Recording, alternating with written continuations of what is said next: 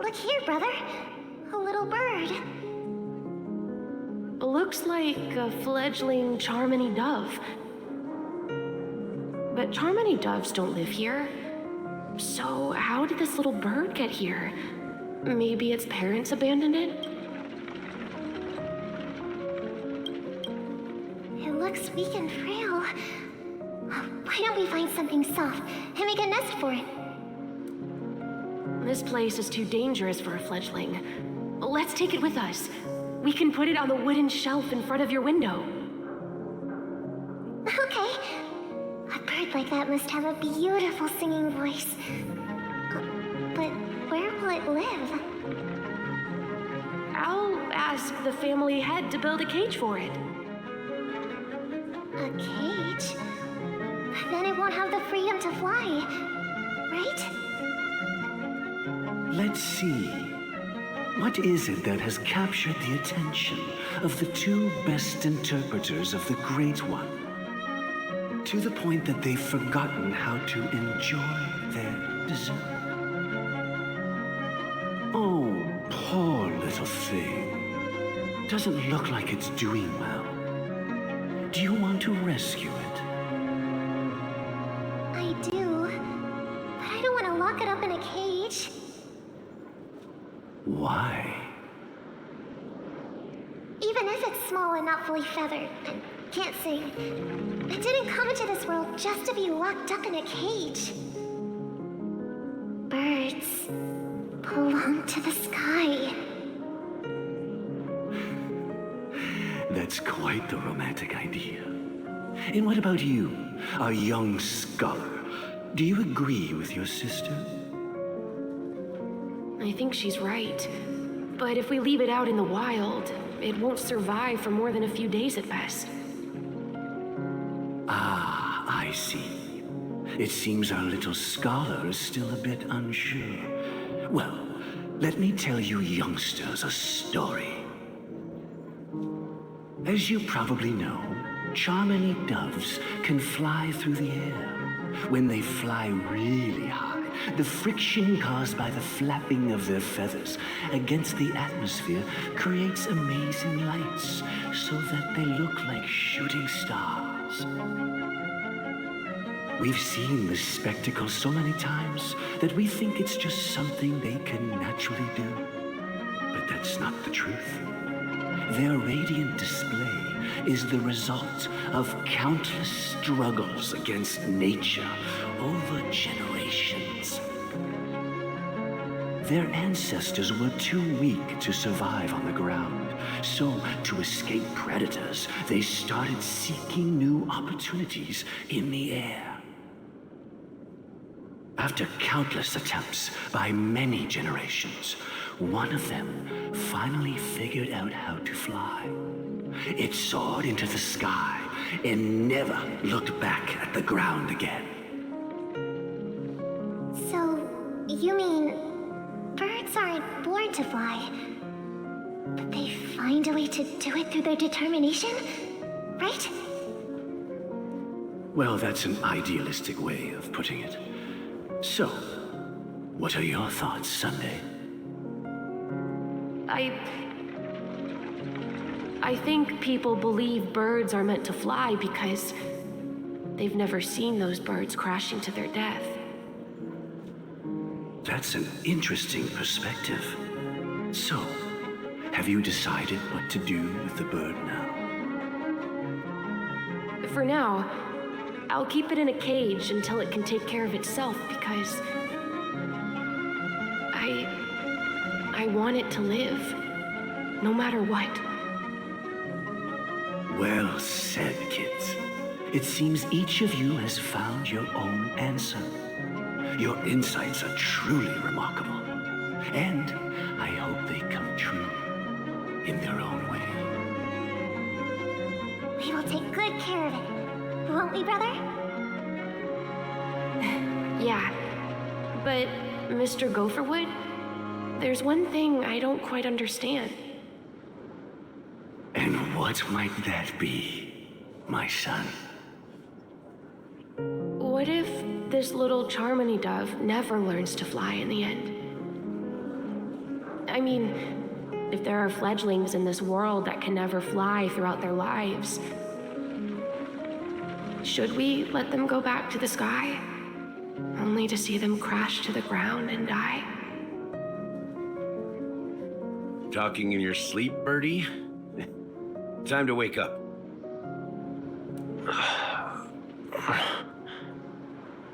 You look a little unsteady. Need a hand?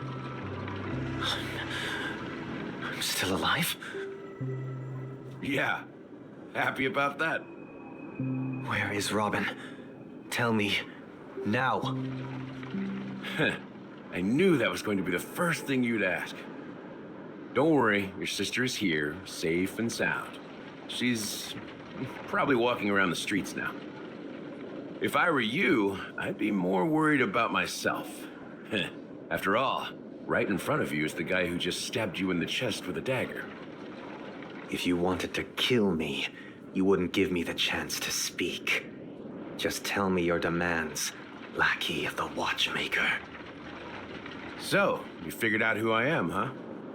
No wonder you had the guts to go against the Dream Master and the Four Families. Looks like I made the right choice. Choice? You are aware of my plan and see through my fictionology. Time is running out, so let's drop the charades. I'm suggesting we cooperate. Cooperate? What makes you think I'd cooperate with you? The fact that the famous Robin has chosen my side. Plus, some clues about a traitor and a bright future for Penacony. Any of that catch your interest? I find it hard to believe a man who's full of deception. Fine, you don't have to trust me. What you should trust is the sense of justice inside of you. Show me Robin first. All right, as you wish. Here she is. Huh? What's your trick this time? Just kidding. I mean, this lady will lead us to Robin, right? And the crew, too. There are too many people you owe an explanation. That'd be great. Please follow me, Honorable Oak Family Head. Now, all the actors are on the stage. This is the monument I mentioned earlier. The names inscribed on it should be familiar to all of you. Rosalina and Tiernan. When Penacony was known as a frontier prison, it was the Trailblazers who connected it with the stars. They were the heroes who saved Astana, and their names deserve to be immortalized, not just on this small stone tablet, but in the annals of history for all of time. However, today, the planet of festivities is nothing but sweet dreams. That heavy piece of history is all a distant memory, just like that prison. If their names are inscribed here, then that means... According to Micah, they died long ago. Rosalina was killed during the War of Independence. She ventured alone into the heart of the star system to investigate the flow of Memoria, but she never returned. Tiernan was a skilled gunslinger, strong and reliable. He led the people through countless battles, but he didn't live long enough to witness the arrival of true peace. In the decade following the war, Penacony faced challenges internal and external. To protect Astana, Tiernan picked up the way of the Trailblazer again, and led the Leitmoth family to explore beyond the system, only to be surrounded and wiped out by the swarm. Though I had expected as much, the tales of these heroes truly are sorrowful. True to the title of Trailblazer, they spent their lives venturing into the unknown. But what about this tablet? There are no names carved on it. When Dreamflux Reef was created, its owner was still alive. However, he insisted on erecting a monument for himself, saying that it will happen someday. Here we meet again. Everyone from the Astral Express. Robin.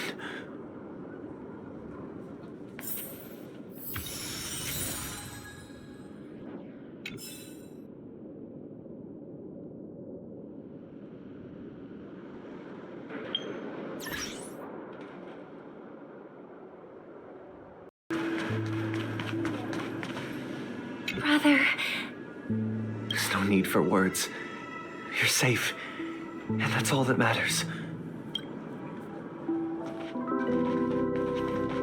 I did my job. I gathered everyone here. Gallagher will explain the rest to you. Take care.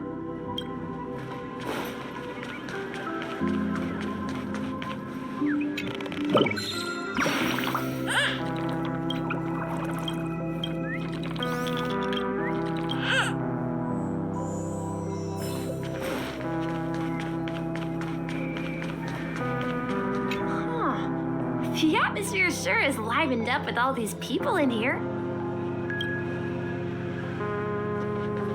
I brought Gallagher here. It's time to face the truth.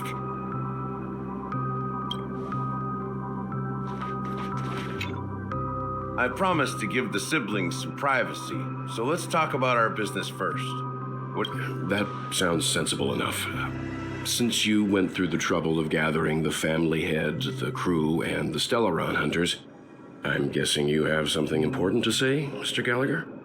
Oh, is it that obvious? The look on your face is practically screaming I'm the one behind all this.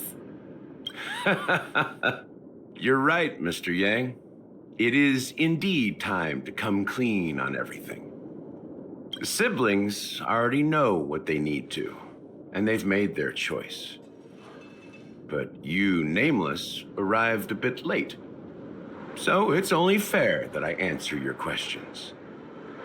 Before we begin, let me reintroduce myself. I'm the founder of Dreamflux Reef, the deputy of the Watchmaker, and the one who sent out that invitation. As Gallagher, the history fictionologist, I humbly extend my greetings to you all. History fictionologist? So what? Everything you told us was made up? Well, don't worry. Almost everything I shared was true. Well, except for the part about the family accepting me back. I double-checked with Micah, and everything he said about the family, the Watchmaker, and Mikhail is true. Thank you for your understanding. Now let's get down to business.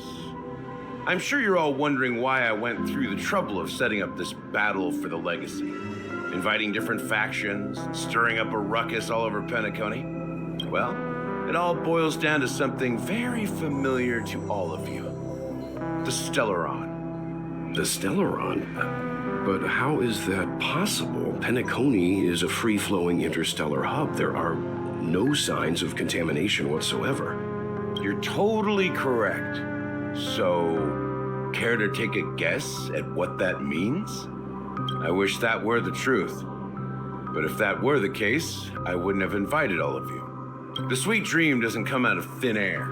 If you think of the memory zone as the sea, creating the land of the dreams is like filling that wild ocean with earth to make an island.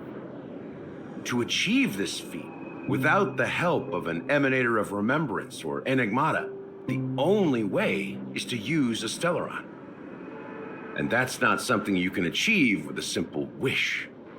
It requires vast quantities of knowledge, time, and manpower. I'm sure you get what I'm hinting at. In Azdana, the planet of festivities itself is a Stellaron disaster. The planet of festivities itself is a Stellaron disaster? It all started a long time ago, back when the Watchmaker and his crew liberated the frontier prison. They faced countless challenges as they began building Penacony from the ground up. That's when the idea of using the Stellaron came into play. The Stellaron first entered the Azdana system during the war. The Nameless warned everyone against the folly of attempting to tamper with such a power, and most heeded their words. But there are always people in the shadows with ulterior motives. The turning point came after Tiernan's death. With two of the Nameless gone, the Watchmaker had to go to the front lines. It was at that moment his rivals saw an opportunity. By the time a representative from the Montour Systems family arrived at the Watchmaker's call, the Stellaron had already been activated and was seeping into the primordial synesthesia dreamscape. And I suppose the family happened to possess the knowledge to seal the Stellaron? Not just that. They knew far more about the Stellaron than the average person. They helped Mikhail swiftly quell the civil unrest and played a part in building Penacony under the disguise of the Harmony. Those 3 eras were known as the Age of Dreaming. The Watchmaker, who had been left in the dark, sent out invitations across the universe, spreading the hype around the land of the dreams. Then, how did they turn against each other? Remember the island in the ocean metaphor? The truth is, the Stellaron was never truly sealed. It existed in a different form within the dreamscape. Think about this. What would it cost to create and maintain such a lavish dreamland? It's people's lives. The opulent dream is built upon the decay of spirits, with a toxic elixir called pleasure flowing through the dreamscape. It tempts people to indulge in the dreamscape, and gradually their minds succumb, becoming nourishment for the sweet dream. Confusion, laziness, and cowardice, weaknesses that plague humanity, were magnified and nourished by the family. Penacony became a new kind of prison, even more impenetrable than the previous one. Sadly, we realized this far too late. By then, the family had a firm grip on Penacony, swiftly quelling any opposition that arose. At my wit's end, I had to use the power of the Enigmata, and sought refuge in this chaotic memory zone. Over the years, I fabricated a meme within this dream for our use. Dormancy. That's its real name. We exploited a loophole.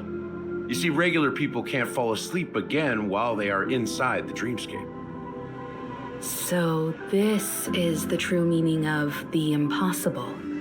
You sent out invitations in the Watchmaker's name to find forces capable of resolving the Stellaron disaster and draw them into Penacony to uncover the truth. It's not just that.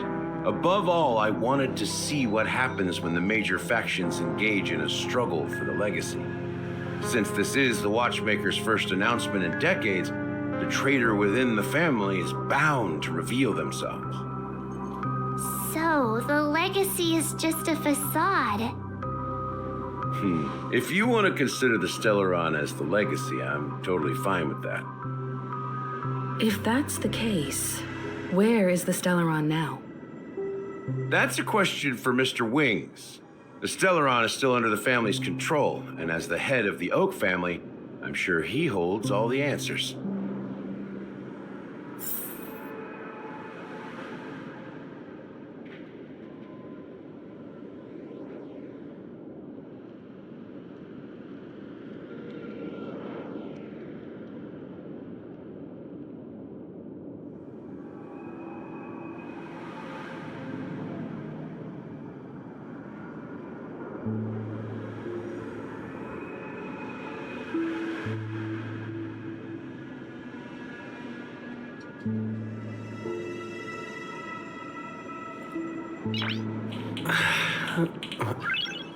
Nice.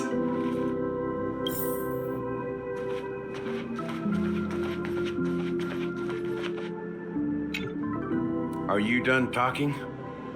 So, will you tell us where the Stellaron is? It is the Penacony Grand Theater itself. As I suspected, it's the embodiment of the family. The edifice that first materialized within the sweet dream. That's what turned Penacony into its current state. As for the person who employed its power, it is in fact Mr. Gopherwood, the current Dream Master. Well, that was easier than I thought. Did you conduct your own investigation already? Correct. When I was trying to track down the person who murdered my sister, apart from you, Gopherwood was my second suspect. Confronting me first turned out to be a smart move on your part. I didn't have other options. The Dream Master has been elusive, and even the heads of the families can hardly get an audience with him. Moreover, Mr. Gopherwood has been kind to my sister and me. And I didn't want it all to end like this. What do you mean by that? To be honest, my brother and I are also victims of the cancer of all worlds. We grew up as orphans, and were adopted by the family when they came to help. Mr. Gopherwood recognized our potential and brought us to Penacony. But I can't just stand by and watch Mr. Gopherwood become an enemy of the Harmony. I won't use my voice to support an evil cause. I won't step on that stage and sing, no matter who the traitor is, or what orders they give me. I won't let the Charmony Festival become an event that destroys Harmony itself, or the paradise in our dreams. Indeed, for the paradise in our dreams. As the head of the Oak family, I'm responsible for ensuring Penacony's promising future. Robin and I will head into the sweet dream and confront the Dream Master. And if it turns out that the family has truly strayed from the Harmony, I'll fight alongside you. We'll put the Charmony Festival on hold and make sure Mr. Gopherwood pays for his blood debt. The enemies you are about to face aren't like this old dog here, who can barely even bark. Since our interests are aligned, why don't we team up? Maybe, just maybe, we'll have a shot at success. We have always been following in the footsteps of our nameless predecessors, and there's no reason to stop now. Yeah, we Nameless won't back down from a challenge. Isn't that right, Mr. Trailblazer? Exactly! It's time for the crew to save the world once more! Rest assured, sitting on the sidelines isn't in our nature. Mr. Sunday, Miss Robin, I'm willing to accompany you on behalf of the Astral Express. Having a third party present should help with negotiations, and could make all the difference if things get ugly. Thank you, Mr. Yang. Thank you all very much. The Charmony Festival is about to start, and time is against us. We must hasten. Everyone, let's gather over here. We still need to make some preparations.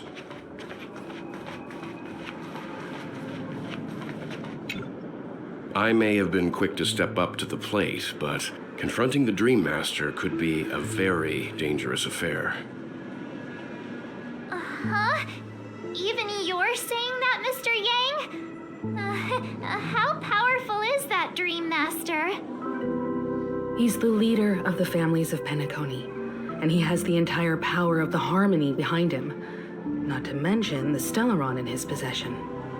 We must proceed with great caution. Maybe you can just stay behind this time, Mr. Yang? No, that won't do. Even if we count Robin as an ally, something felt off about Mr. Sunday just now. Although, I can't quite put my finger on it. I have to make sure he won't turn against us when things start to get dicey. You're still carrying the keepsake the IPC envoy gave you, right? May I borrow it for a moment? Huh. I knew it.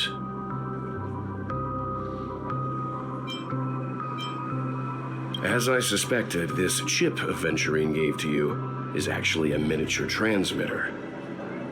If I'm right, he intends to use it to track your location or contact you when needed. As it so happens, this may actually be of some use in the current situation. Aventurine? Is he still alive? And what does he have to do with our mission to confront the Dream Master? Remember what I said earlier? Working with the IPC is a way to keep the family in check. If negotiations go south and the family show their true colors by going after the Stellaron, I'll use this transmitter to send a message to the IPC. It'll be just the opportunity the IPC ambassador was hoping for. The only question mark in all of this is Aventurine's current status. But the IPC is always listening, especially senior strategic investment department heads like him. Getting the message across shouldn't be a problem. Good luck to you, Welt. Well, you take care too. If anything goes wrong, don't worry about me. Just make sure to seal the Stellaron. Spoken like a true hero. Even if the Dream Master is innocent, the family's corruption runs deep. I won't make the same mistake Mikhail did. Let's wish him the best of luck. Don't you have something else to tell us, Gallagher? Why would you say so? Before we departed, the conductor asked us to inquire about the 3 nameless in Penacony. We've already collected intel about Razalina and Tiernan, so the only one left is legwork. If I'm not mistaken, we've already met him somewhere, haven't we? It's not enough to say meet, but the answer is pretty obvious. After all, I've hinted at it in quite an evident way. I've been watching over you ever since I received the reply from the Astral Express. And I've seen the great effort you all put into linking different realms together across the cosmos. And now, after getting this far all in one piece, you have truly proven yourselves. Miss Himiko, were you the one who repaired the Express and got it sailing through the cosmos again? Yes. And you two, young Nameless, you have very interesting life stories and extraordinary skills.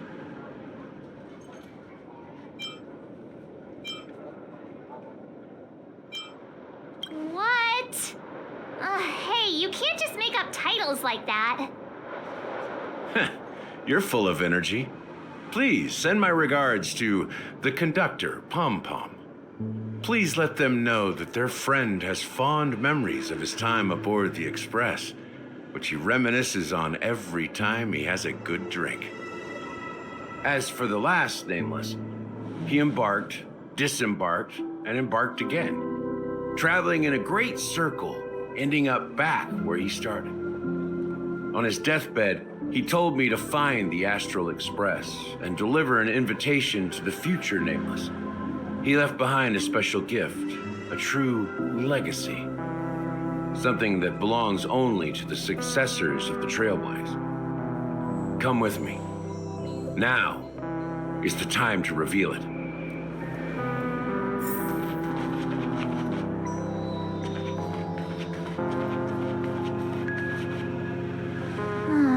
Back here again. Sometimes I feel like you're still alive, old friend.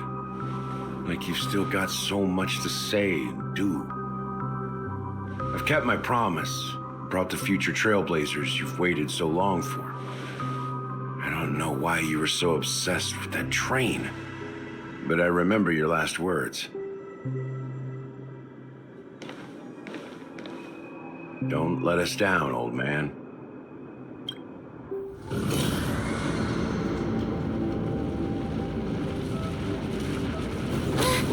What's happening?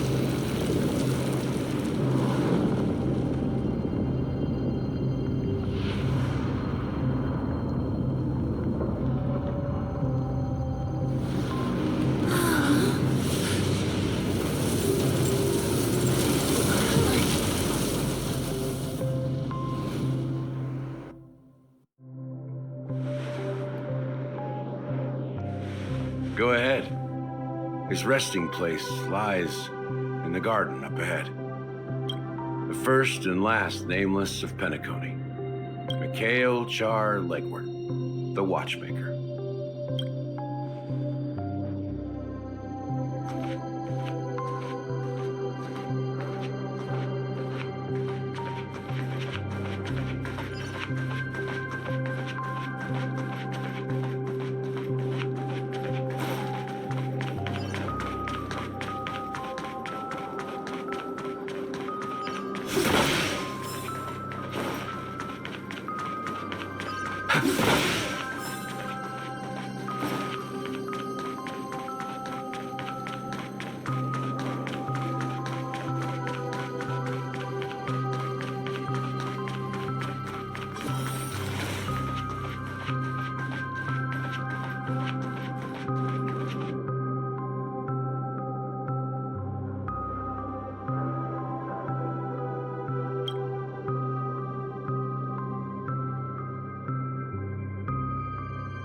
Sure enough, the Watchmaker is the third nameless.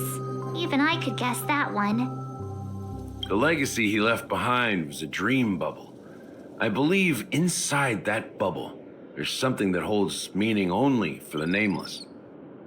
After all, when I checked its contents, I found nothing inside. Maybe some Trailblaze runes? Even more enigmatic than me. Well, let's have a look.